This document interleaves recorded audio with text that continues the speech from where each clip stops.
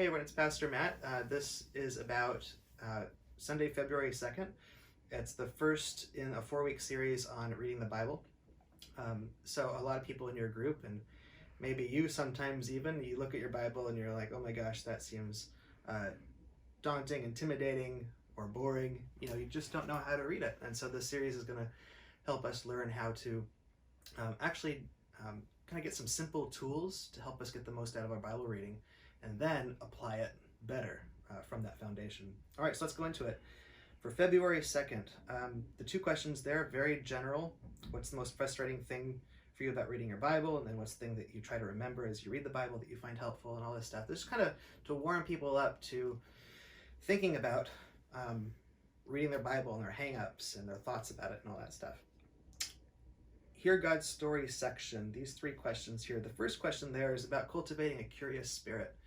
And so we will often just read a passage, but then we won't ask our questions of like, okay, what's actually going on here? Who is it being written to and why? A lot of those questions come from just a curious spirit. And so we're going to talk about developing that. Number 2 is, why in the world should we read the Bible regularly? What's the benefit? And all of that, kind of get people to think about that. Number 3, this is all about transformation and application. So every one of the 66 books that make up this thing that we call the Bible is intended for transformation, application, and not just head knowledge, right? So the question there is, why do you think this would still be God's intention for us today? And what sometimes stops you from moving the head knowledge you get from your Bible reading into outward application? A lot of times we fall into that trap.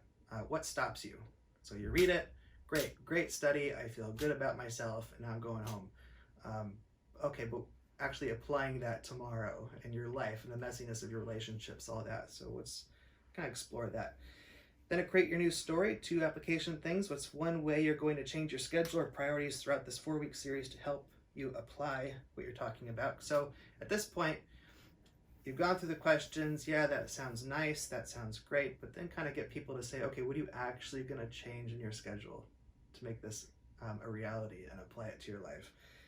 Number 2, what methods are you going to use to help you read the Bible regularly for authentic spiritual transformation? So the first question is about schedule and priorities. The second one is considering all the kind of little methods we've talked about in this study. What things are you going to remember and about methods? Going deeper section, you can flip that over or scroll down. This is about putting method to practice. And so the whole sermon was about opening your Bible, having a curious spirit, and all this stuff. And so we're actually going to try and apply that with a sample passage. So you're going to read the passage from Mark, and the second section is just a few things relevant to the context of that passage that I did using commentaries. And then number 3, you're going to read the passage again, considering that context. And then number 4, just one question here. How can we apply the overarching message of this passage to our spiritual lives today? So in this, you're going to be practicing with your group, reading the passage, then doing a contextual study, then rereading it again, considering that context. And then after all that homework has been done, then you move to application at the very end. So often we move to application right in the beginning without doing the context or the seeing what's actually being said for itself and all this stuff. And so this is a good way to get people to see how they can do this in their own devotions throughout the week. And then down below, most of this is what was on the back of the guide that we passed out on Sunday. Reading for further study, Bible reading plans and online resources, Bible commentaries for further study.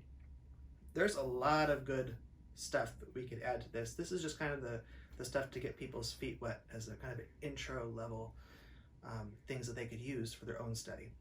And so that's it. That's the first message in our series. Have fun.